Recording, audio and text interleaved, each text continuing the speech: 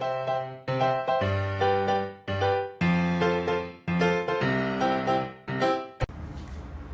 friends, now we discuss about the sterilization and disinfection physical method. जैसा कि previous lecture में हम discuss कर चुके हैं फिजिकल मेथड में हीट में हम लोग डिस्कस कर चुके हैं ड्राई हीट के बारे में।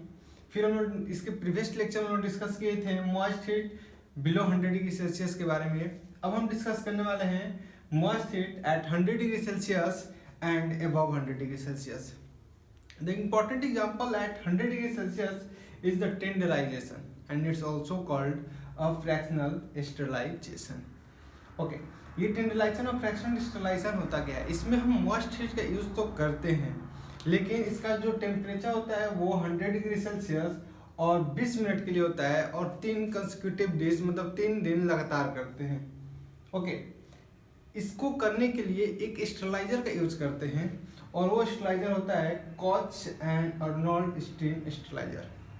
एग्जाम में यहाँ से क्वेश्चन आते रहते हैं कि कौन सा स्टेरिलाइजर का यूज करते हैं, तो कॉच अर्नोल्ड स्टेरिलाइजर। अब बात करते हैं कि एट 100 डिग्री जो moist heat physical sterilization disinfection method है, इसका हम लोग उपयोग किस चीज़ में करते हैं, मतलब किस चीज़ को स्टेरिलाइज करने के लिए करते हैं। तो हम इसका उपयोग करते हैं शुगर सोल्यूशन को स्टेरिलाइज करने के लिए, जिलेटिन कंटेनिंग मीडिया को स्टेरिलाइज करने के लिए। ये दोनों क्वेश्चन आ रखे हैं। एग्जामिनर क्या करता है, कोई भी एग्जाम्पल देता है और फिर ऑप्शन दे देता है वहाँ पे कि moist heat, dry heat, radiation, filtration या केमिकल मेथड। यदि हमें याद रहेगा कि इसमें किसका उपयोग करते हैं तो हमारे लिए वो बोनस क्वेश्चन होता है। अब बात करते हैं शुगर सोल्यूशन का, जिलेटिन कंटेनिंग मीडिया का, फिर TCBS, XLD, DCA एंड सेलेटाइन एब ब्रॉथ। ये भी एग्जाम में क्वेश्चन आ रखा है। ठीक है, इसमें कुछ समझने का नहीं है, बस थोड़ा सा इसको ध्यान रखना है एग्जाम्पल को। और कॉच अर्नोल्ड स्टीम स्टेरिलाइजर का यूज करते हैं एट 100 डिग्री सेल्सियस को। टेंडराइजेशन को हम लोग फ्रैक्शनल स्टेरिलाइजर भी कहते हैं। इसमें कुछ ज़्यादा समझने को नहीं है। जो मोस्ट इम्पॉर्टेंट एग्जाम्पल है वो है अबव 100 डिग्री सेल्सियस का ऑटोक्लेव। ऑटोक्लेव का जो एग्जाम्पल है, it is a classical example of sterilization and disinfection above 100 degree Celsius. इसका जो प्रिंसिपल है, वो प्रिंसिपल जो इस पे जो काम करता है वो करता है सैचुरेटेड स्टीम अंडर प्रेशर। ये क्या है समझते हैं कि ऑटोक्लेव है क्या। ऑटोक्लेव को समझते हैं एक कुकर से। जैसे आप कुकर आप लोग देखे होंगे, कुकर इस तरह का होता है, ठीक है। ओके, तो ऑटोक्लेव को समझ लेते हैं कुकर जैसा।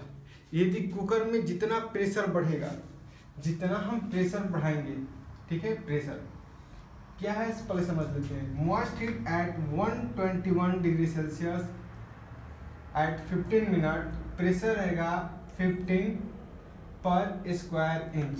PCI में तो होता है पर स्क्वायर इंच, ठीक है।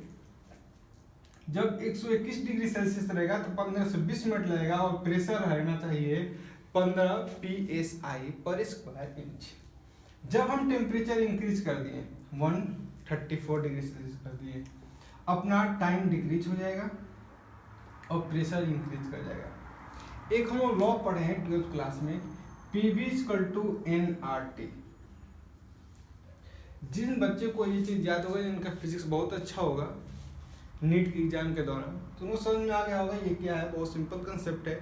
उसी कंसेप्ट को हम लोग बोलते हैं ऑटोक्लेव में यूज करते हैं, और ऑटोक्लेव दिया था पास्चर ने, ठीक है। बहुत सिंपल है। इसका जो हम यूज करते हैं, अब बात है समझने का ऑटोक्लेव है क्या, कैसे काम करता है, क्या क्या इसमें सब मटेरियल होता है, कैसा दिखता है। तो इसके लिए क्या करना है आपको कि YouTube पे भी बहुत सारा वीडियो मिल जाएगा, उससे मैं लिंक दे दूंगा आपको डिस्क्रिप्शन में, वहाँ से जाके आप इसे समझ लीजिएगा।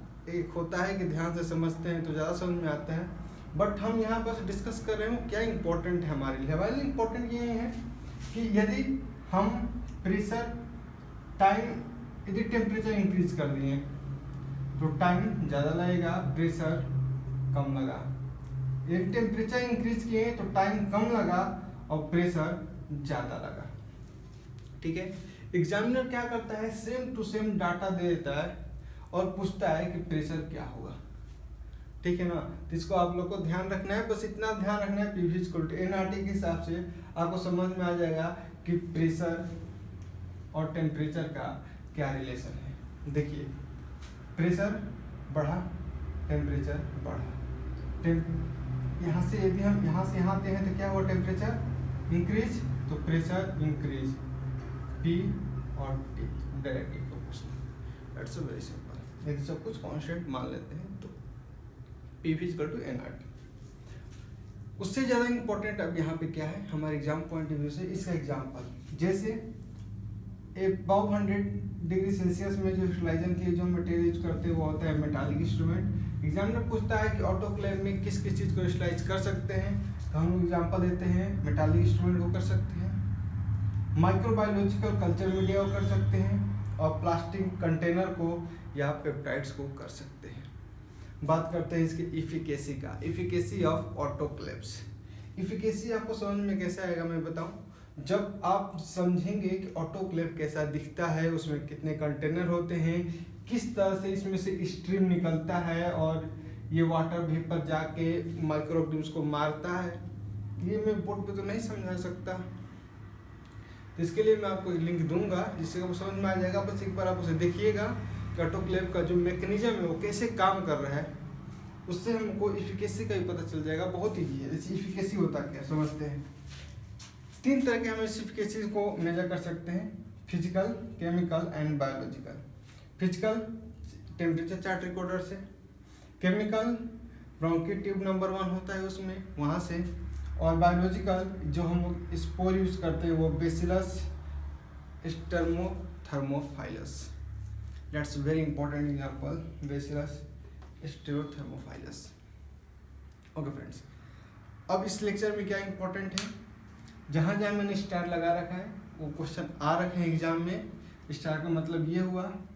अब नेक्स्ट लेक्चर में हम पढ़ेंगे रेडिएशन के बारे में, रेडिएशन और फिल्ट्रेशन। एक ही लेक्चर में सोचेंगे कि क्लियर करें। छोटा छोटा लेक्चर इसलिए बन रहा है कि कम पढ़ें, अच्छे से समझें, दैट इज़ वेरी इंपॉर्टेंट। फिर नेक्स्ट लेक्चर में हम लोग सनलाइट और केमिकल स्टलाइजेशन एंड डिसइंफेक्शन को कंप्लीट करेंगे। यदि आपको वीडियो अच्छा लगा हो तो हमारे चैनल के साथ जुड़े रहें। Thanks for watching this video.